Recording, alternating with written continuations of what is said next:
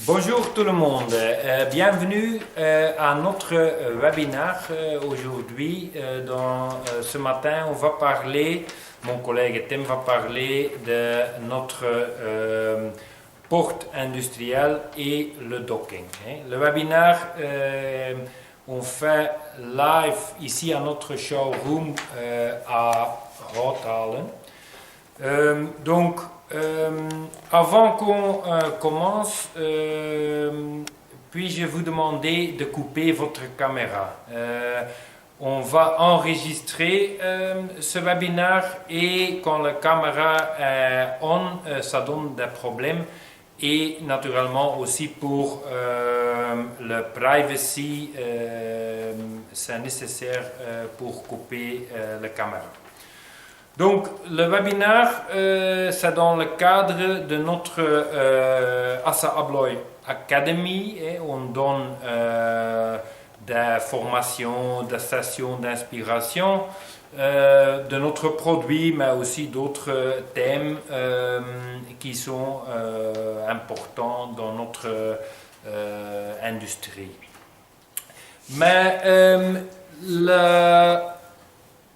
ça prend 1 heure le webinaire et 45 minutes Tim va présenter et après un Q&A de 15 minutes pour demander et poser votre question.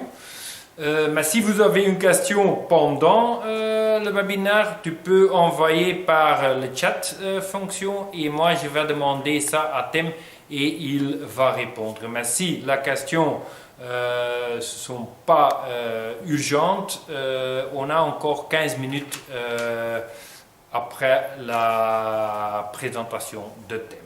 Voilà, je cède maintenant la parole et l'écran à thème. Merci Peter. Je vois qu'il y a encore des personnes qui ont activé leur caméra.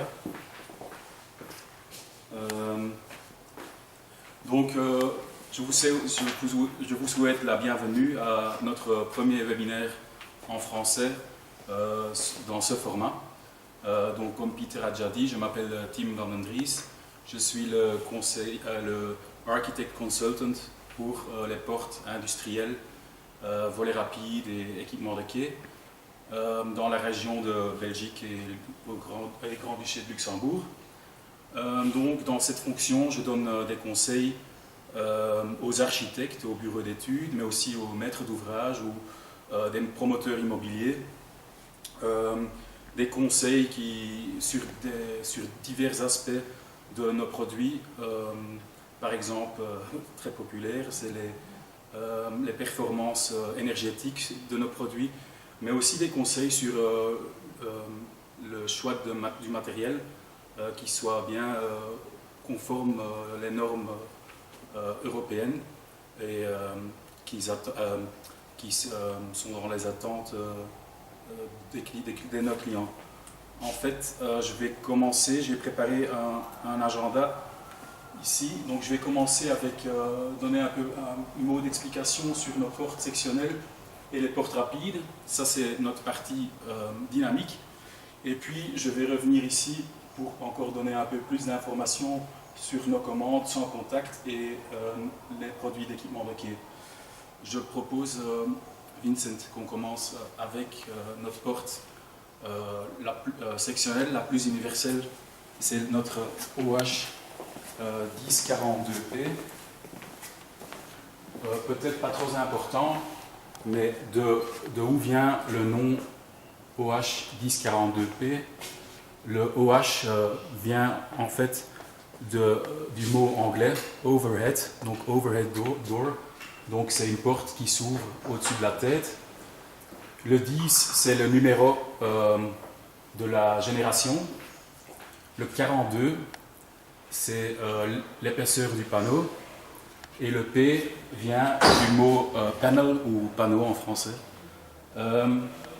Si on voit la porte d'une certaine distance, les panneaux ont l'air d'avoir un aspect plat, mais si on approche, on voit qu'il y a une structure triangulaire ou diamant.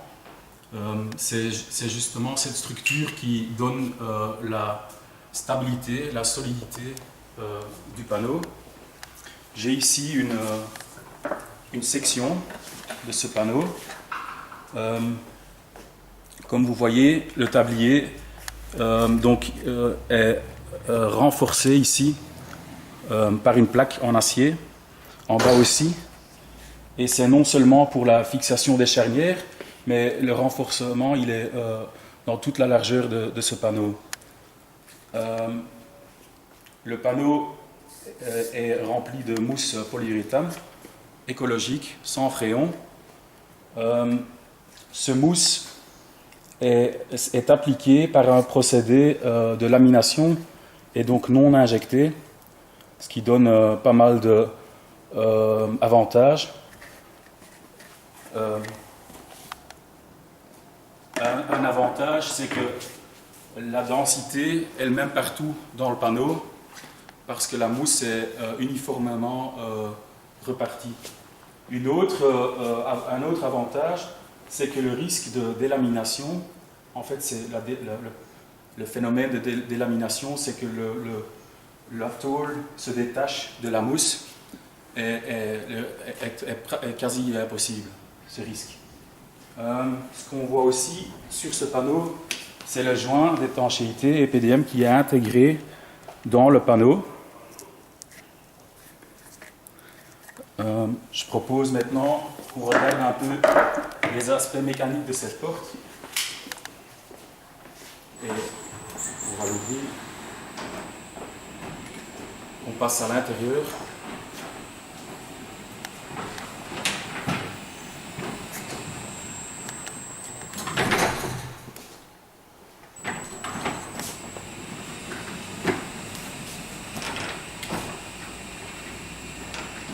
Cette porte-ci, elle est équipée d'un vitrage, une section entièrement vitrée en profilé aluminium. Ces profilés sont disponibles, ici c'est standard, sans séparation thermique, mais ils sont aussi disponibles avec séparation thermique. Différents types de vitrages, vitrage verre trempé 4 mm, double verre trempé 4 mm et double verre trempé 4 mm avec de l'argon pour améliorer les prestations thermiques. Ici, vous voyez les rouleaux qui sont composés d'un support avec un axe qui tient le galet de guidage, et cet axe est réglable, ceci pour bien pouvoir régler la distance entre le tablier et la structure. La pièce peut-être la plus importante de cette porte, c'est le paquet de ressort. Le paquet de ressort, c'est un système de compensation de poids. Donc c'est un système de compensation de poids et qui permet que la porte est toujours équilibrée dans n'importe quelle position. Quand on va débrayer la porte et l'actionner manuellement par la boule rouge et verte qui se trouve là à l'arrière, la porte elle doit rester à n'importe position où on la lâche. Donc, si elle monte toute seule, il y a trop de tension dans les ressorts. Si elle tombe, il y a trop peu de tension de ressort. À cause de la fatigue du métal des ressorts, cet équilibrage, on la regarde à chaque entretien qu'on fasse, si la porte reste bien équilibrée, parce que ça garantit la durée de vie de la porte. Le moteur, en fait, il sert uniquement pour gagner l'inertie. Sur les ressorts, on voit aussi le nombre de tours qu'il y a sur les ressorts. Ici, on voit avec les traces rouges sur les ressorts qu'il y a à peu près 6 tours dans les ressorts. Ressort du côté droite, toujours rouge. Ressort à gauche, toujours jaune. Ces tours sont toujours repris et dans le carnet d'entretien qui se trouve normalement toujours ici en dessous du boîtier de commande. Sur l'extrémité des ressorts, il y a les tambours Et sur les tambours, il y a les câbles de levage qui sont reliés au tablier de porte dans les coins en bas, sur le panneau inférieur.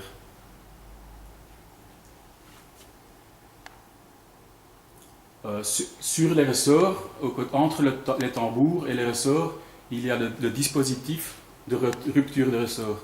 Ceci pour empêcher que quand les ressorts se cassent, qu'elles puissent tomber en bas.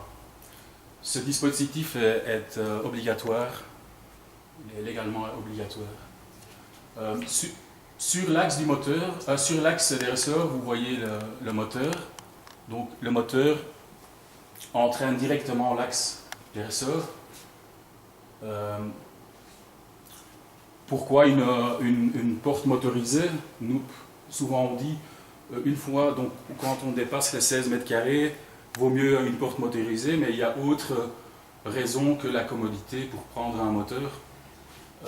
Par exemple, avec un moteur, nous sommes toujours sûrs et certains que la porte est complètement ouverte, donc le risque d'accrochage est un peu moins.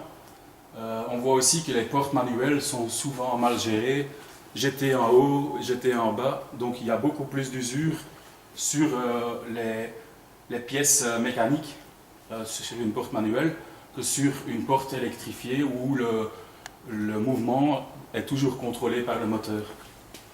Très important pour le moteur, c'est son boîtier de commande qui se trouve ici. Sur le boîtier de commande, nous avons les touches ouverture, fermeture et arrêt. On voit aussi une clé anglaise ici à côté et l'écran affiche le numéro 0.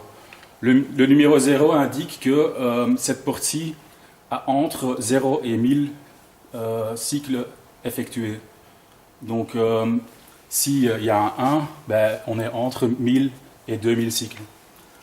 Important parce que à cause de ce numéro, vous pouvez bien surveiller si votre porte a besoin d'un entretien, car après 1000 cycles, normalement la clé va s'allumer, ou après un an, elle va s'allumer aussi. Qu'est-ce qu'on voit encore? Ici, un interrupteur d'isolation.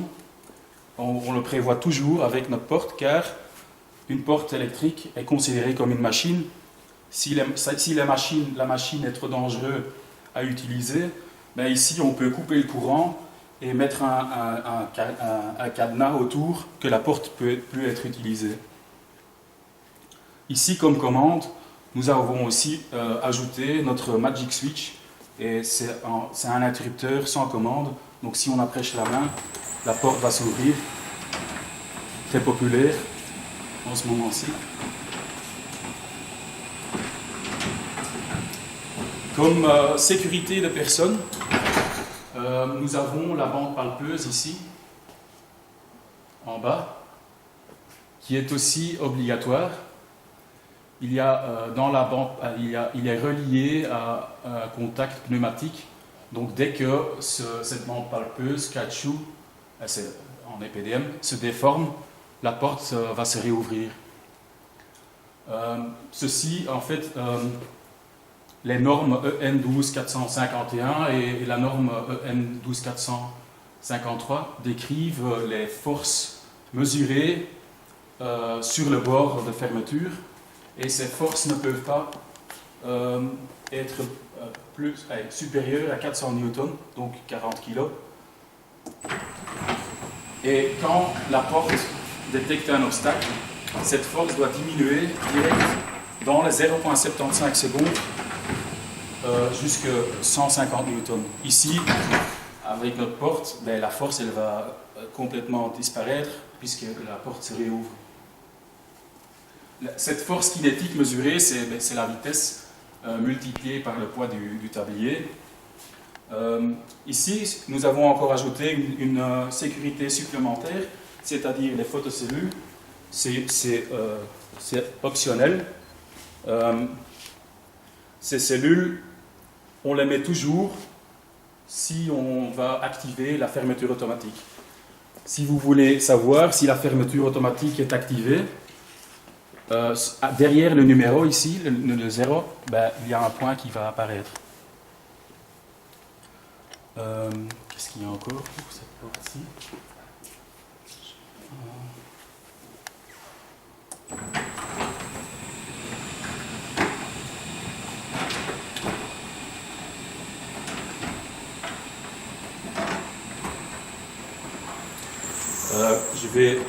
On va se déplacer pour son frère, son voisin ici, qui est notre porte de type OH1082P.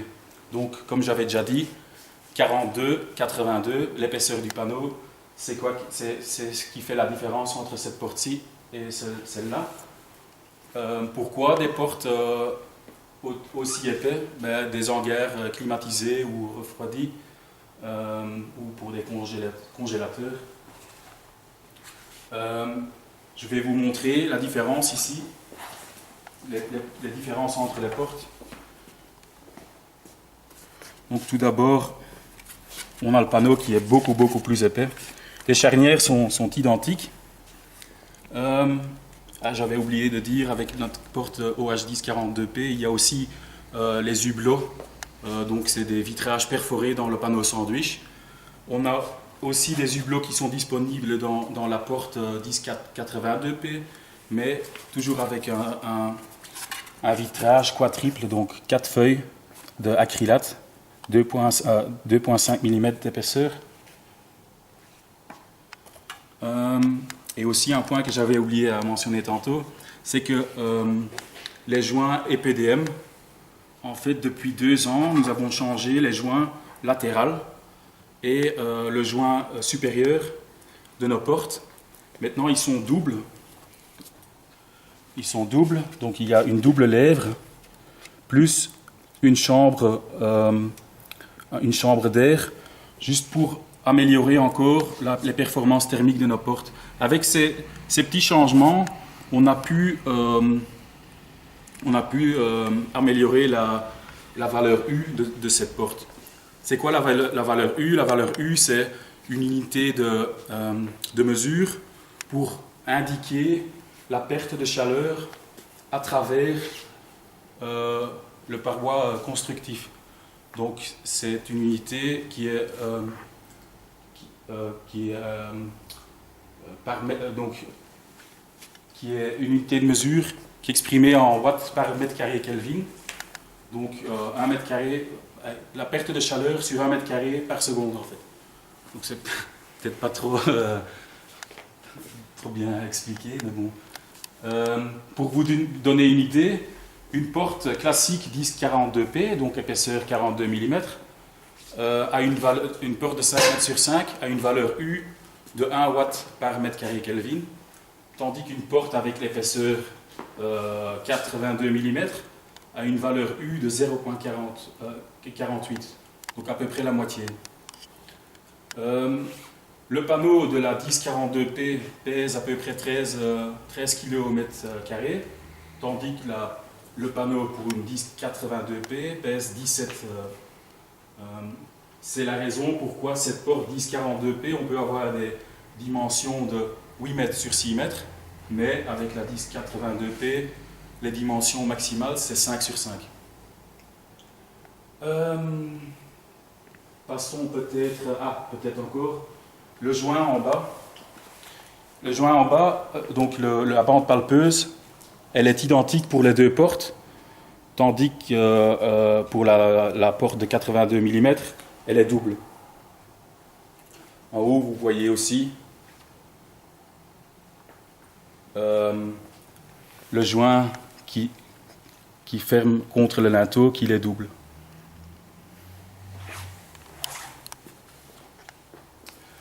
Passons maintenant à notre dernière porte de la gamme porte sectionnelle.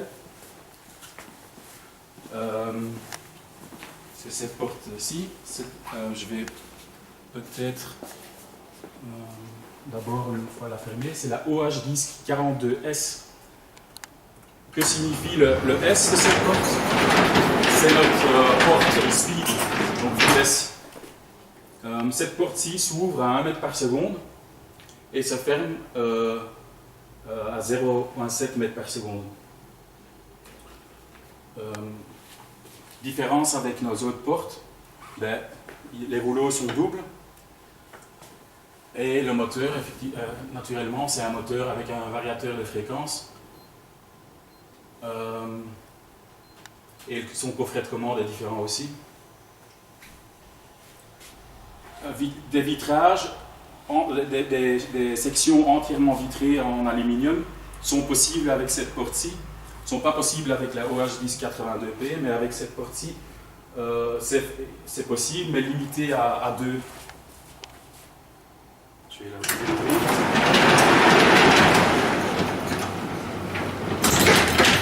Pourquoi choisir une porte aussi vite? Ben, pour des raisons énergétiques. Car si vous avez une porte de 4 mètres sur 4 mètres 50 qui s'ouvre plus que 20 ou 25 fois par jour, ben, la perte de chaleur pendant le temps qu'elle est ouverte, elle est plus élevée que quand on compare une porte classique en position fermée en fait, donc, ou une porte plus isolée. Donc la perte de chaleur est plus élevée pendant le temps que la porte est ouverte à cause de sa vitesse, des vitesses des portes universelles. Peut-être qu'on va passer à l'extérieur pour montrer un peu la vitesse entre les deux.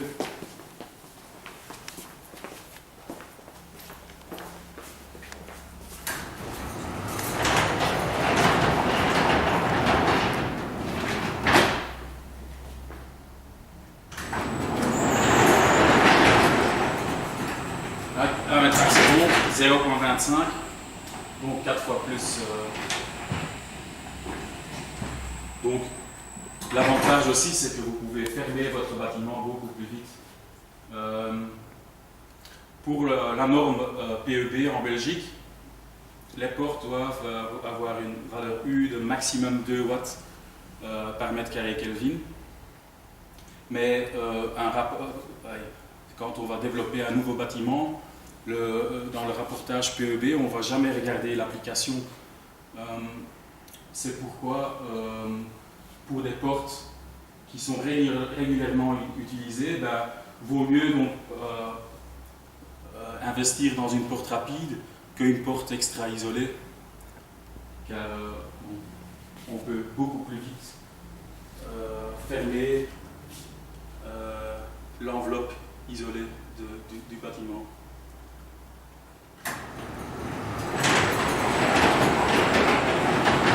De notre porte rapide isolée, de notre porte rapide sectionnelle, nous allons passer maintenant à notre volet rapide en toile qui se trouve ici. Ce volet rapide s'ouvre à 2,7 m par seconde. La fermeture automatique est programmée, car on la programme toujours sur les portes rapides.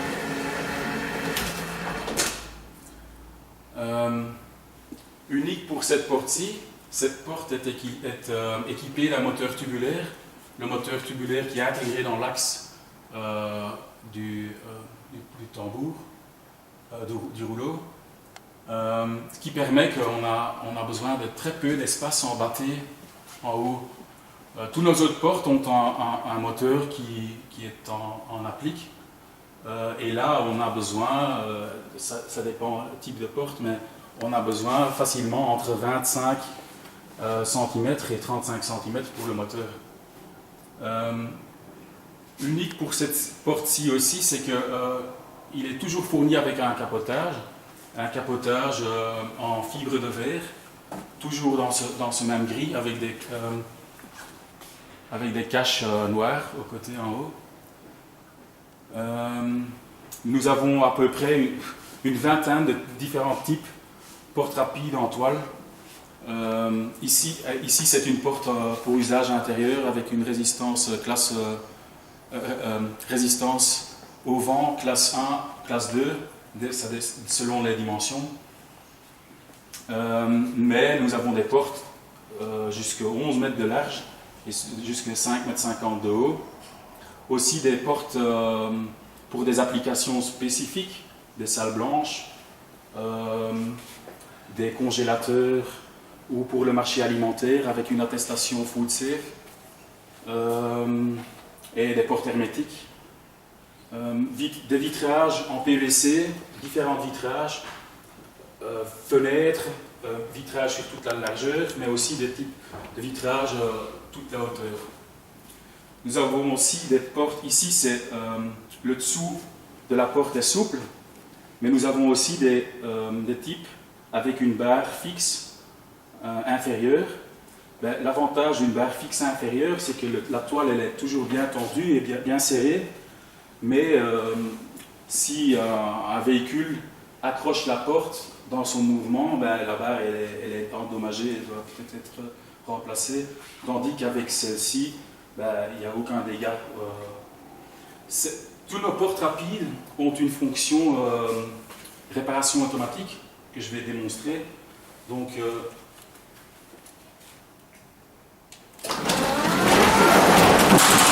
voilà, le tablier est sorti des guides, mais à son prochain cycle, la porte va automatiquement, donc elle est toujours sortie, mais à son prochain cycle, le tablier est automatiquement dans les guides.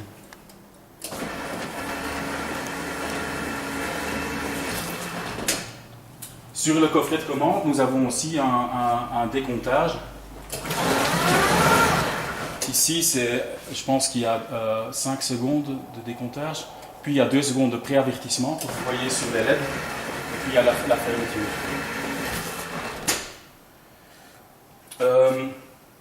Cette porte-ci est aussi équipée d'un bord sensible, sans contact. Donc s'il y a un obstacle en dessous, elle va se réouvrir. Aussi, toujours standard avec tous nos portes rapides, c'est la cellule photoélectrique qui est intégrée dans les guides.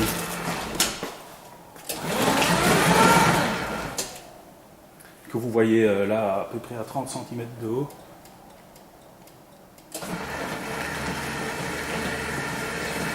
Une porte rapide, un volet rapide en toile, durée de vie 1 million de cycles à peu près. La valeur U de cette porte est 6 watts par mètre carré Kelvin, donc elle n'entre pas dans les exigences PEB, donc si elle est dans l'enveloppe isolée, dans l'enveloppe protégée du bâtiment, elle est souvent combinée avec une porte sectionnelle. Nous on appelle ça une solution jour-nuit ou day-night solution, où pendant les heures d'activité, la porte sectionnelle elle est ouverte, et le moment que la porte est régulièrement fréquentée, et on utilise uniquement la porte rapide. Après les heures d'activité, la porte rapide s'ouvre et on ferme la porte sectionnelle pour des raisons thermiques et de sécurité. Et là, on utilise uniquement la porte sectionnelle. Ceci pour petite introduction que pour notre autre porte, notre porte RR3000. Cette porte, c'est le produit hybride pour la solution Day-Night. Cette porte a les mêmes vitesses que les autres, mais comme le tablier se fait en panneau sandwich, elle approche les prestations thermiques des portes sectionnelles. Approche car la hauteur d'un panneau est 20 cm, la épaisseur est 5 cm, donc il y a beaucoup plus de joints, donc les joints qui font pont thermique. Mais ce panneau, comme nos portes sectionnelles, a aussi une séparation thermique, finition micro-rill, même finition d'ailleurs que nos portes sectionnelles à l'intérieur. La technologie innovante de cette porte, c'est la disque d'entraînement qui permet d'ouvrir la porte et fermer la porte sans que les panneaux sandwich se touchent. Donc pas de risque d'endommager des rayures ou et c'est à cause de ça, une porte pareille, je disais tantôt une porte en toile 1 million de cycles, une porte pareille c'est 2 millions de cycles.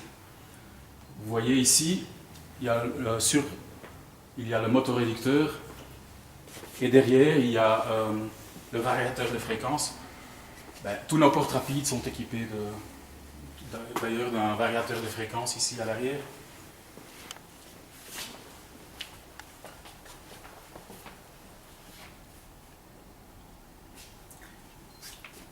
Ici, sur les guides, vous voyez la manivelle.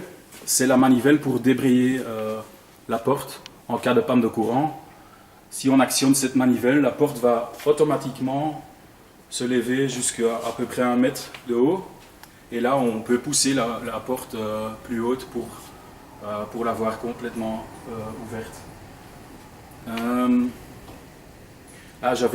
Tantôt j'avais oublié aussi avec notre porte sectionnelle rapide, on utilise la même sécurité de personne car comme la vitesse est beaucoup trop élevée, de mettre une bande palpeuse sur le panneau inférieur, on utilise une barrière immatérielle ici.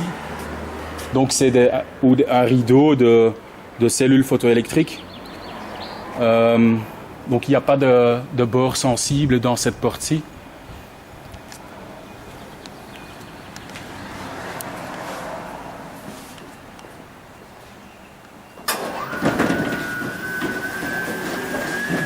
Le tablier de porte, on peut aussi équiper, comme vous voyez, avec des sections vitrées. Mais plusieurs, mais bon, ça va diminuer les prestations thermiques de cette porte-là.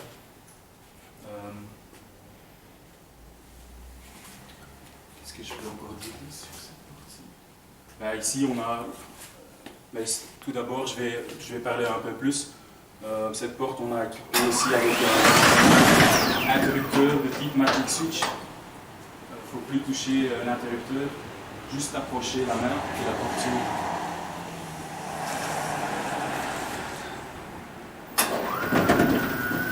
Ceci pour nos portes industrielles. Maintenant, je vais continuer à donner un peu plus d'informations sur nos commandes sans contact et plus d'infos sur nos produits équipements de quai.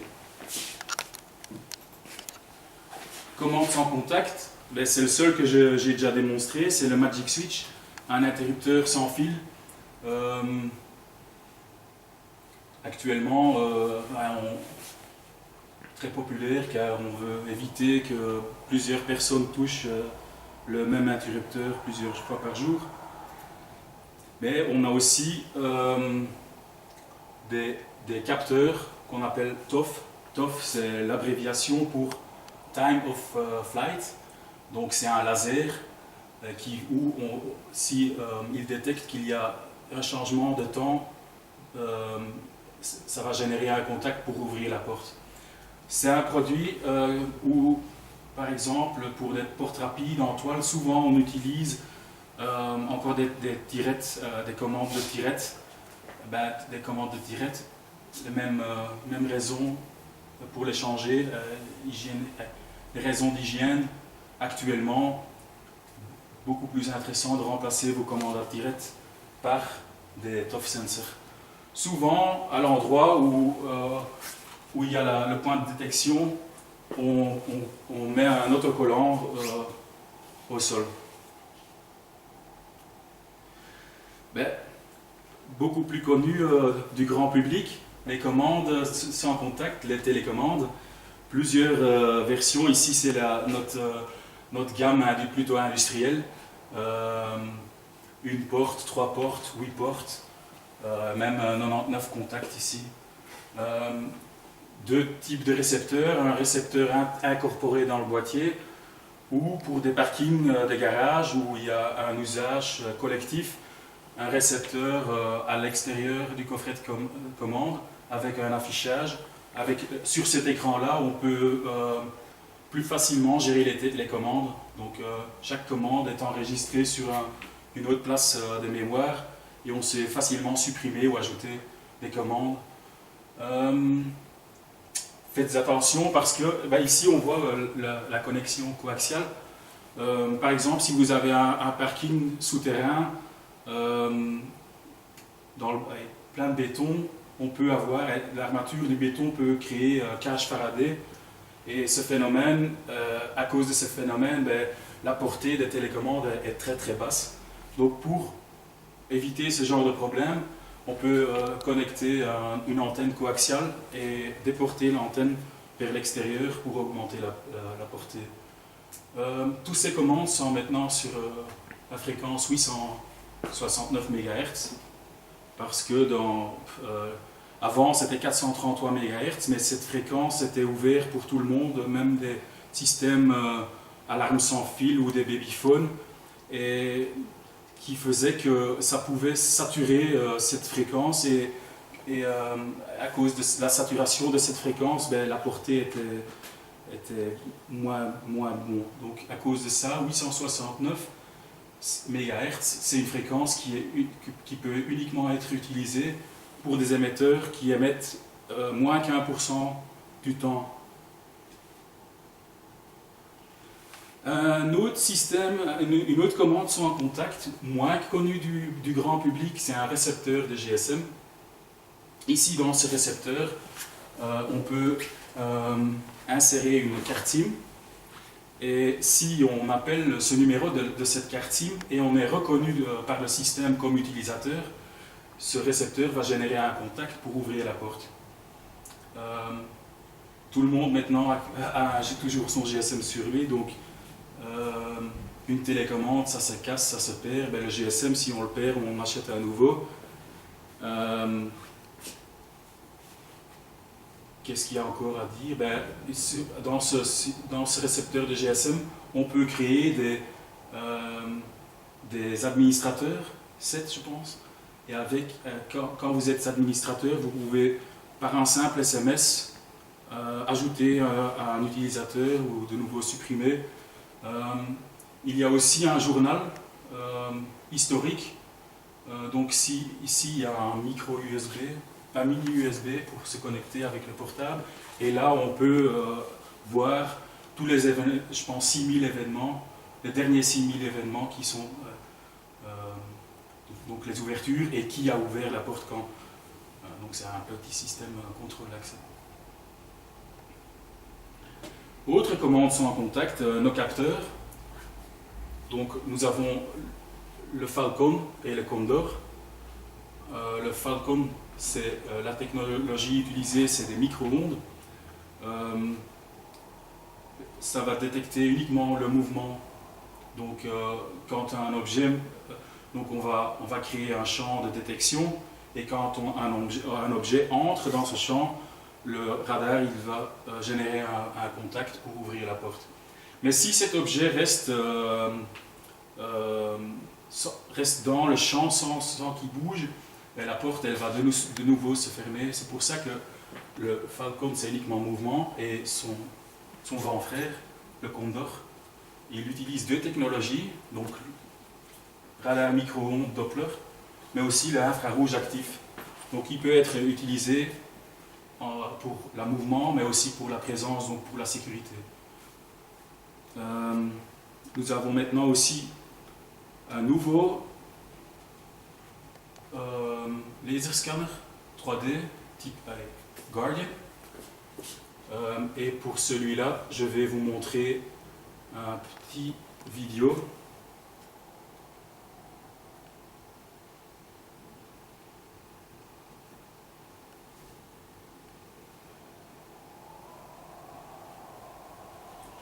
Donc ce capteur, il crée 7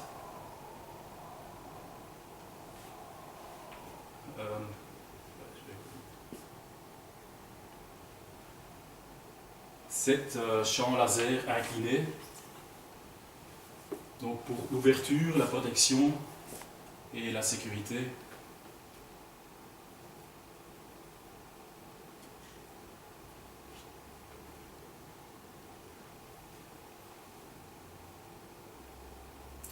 Donc il se trouve maintenant dans la zone de protection, donc la porte ne va pas se fermer si un objet reste dans cette zone jaune.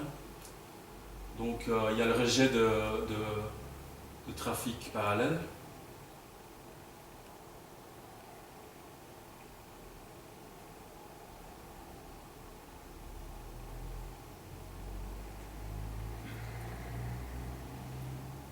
En fait, on va créer une zone volumétrique devant la porte. Et chaque zone a autre fonction. Donc il y a le filtre pour les piétons. Il y a aussi la tirette virtuelle, on peut le dire comme ça. Si on reste 3 secondes sur ce point, ben, la porte va s'ouvrir. Maintenant, si quelqu'un ne reste pas dans cette zone, ben, la porte ne bouge pas. Voilà. On peut créer trois zones différentes par radar. Ici, la zone de sécurité.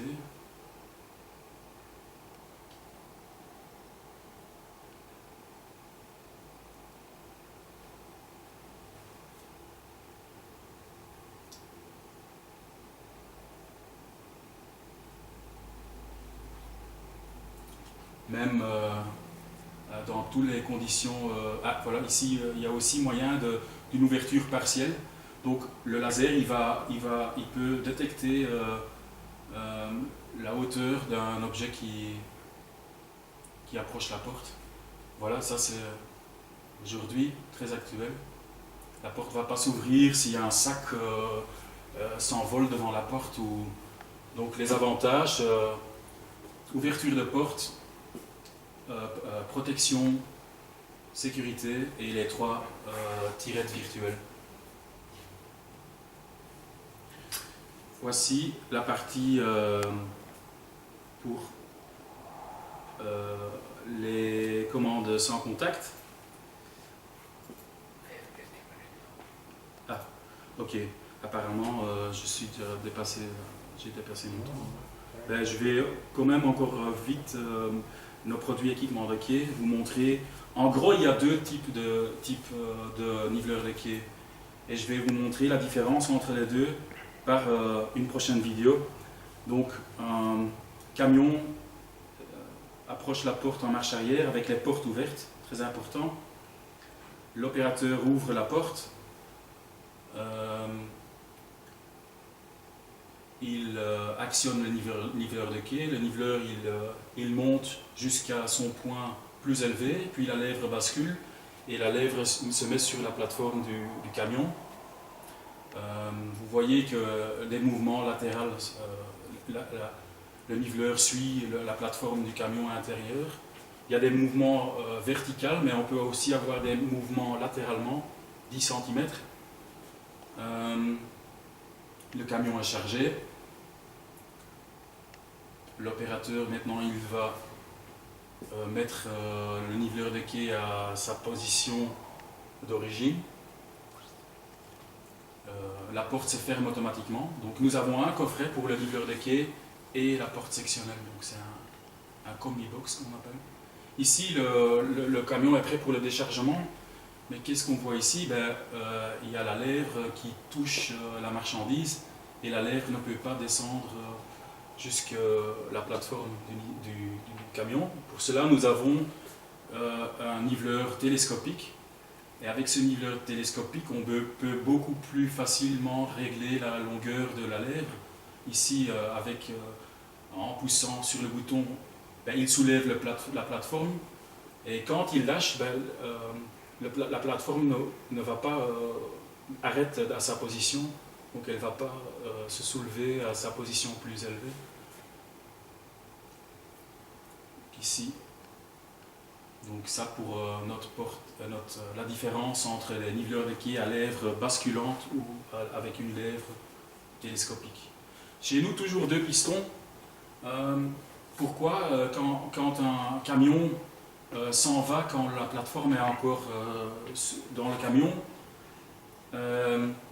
Nos niveleurs de quai ils vont tomber, mais que de 10 cm. Il y a des systèmes avec un piston au milieu, et là, le risque d'incliner sur un côté est beaucoup plus élevé. Donc, pour des raisons de sécurité, toujours deux pistons, deux vérins hydrauliques.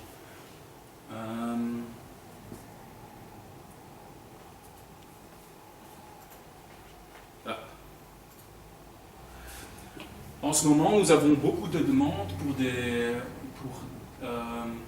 step docks. C'est quoi des step docks? C'est un système où il y a une marche ici ici c'est un niveleur de quai en externe. Pourquoi la marche? Ben, c'est pour pouvoir ouvrir les portes depuis l'intérieur du plancher. Donc ici, on voit ici on voit le même type, mais à l'intérieur du bâtiment. Mais il y a beaucoup de modifications constructives à faire dans le sol. Mais pourquoi ouvrir les portes depuis l'intérieur? Ben, pour des raisons de sécurité. Le chauffeur ne doit plus se rendre entre les camions, donc il peut reculer sans qu'il doit d'abord ouvrir ses portes. Donc aussi pour des raisons de vol. C'est l'opérateur à l'intérieur qui ouvre les portes quand il a besoin. Mais aussi pour des produits alimentaires qui ne tolèrent pas des températures fluctuantes. Donc, je vais vite expliquer. Donc, le camion arrive en marche arrière. Le sas de quai est gonflé autour du véhicule. Donc, le sas de quai, en fait, ici, le sas de quai est gonflable parce que sinon, si c'est un sas de quai qui est produit en tablier caoutchouc, les sas standards, ben, on ne sait pas ouvrir les portes parce que le sas il est devant les portes. Donc ça, un sas de quai gonflable qui va entièrement sceller le véhicule hermétique. Donc la porte sectionnelle s'ouvre et la lèvre va combler le trou entre le plancher intérieur et le camion pour qu'il n'y ait pas de risque de tomber entre les deux. L'opérateur, ben, oui, il y a aussi des butoirs réglables parce que comme le plancher se trouve ici un peu plus bas que le camion, ben, on doit soulever, descendre les butoirs pour pouvoir ouvrir les portes.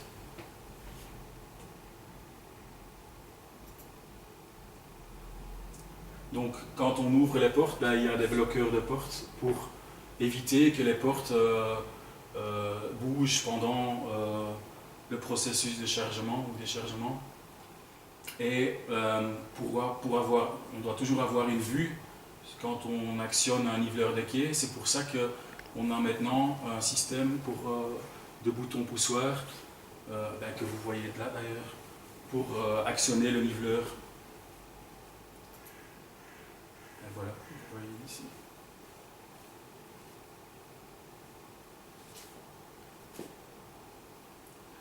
Voilà, je pense que j'y suis. Ben non, ben ici il y a encore un exemple avec le coffret de commande sur un pied, mais le même principe. Et effectivement, naturellement, tous nos produits, on a des contrats de maintenance, des paquets différents pour chacun son besoin. Je vous remercie pour votre attention et votre présence.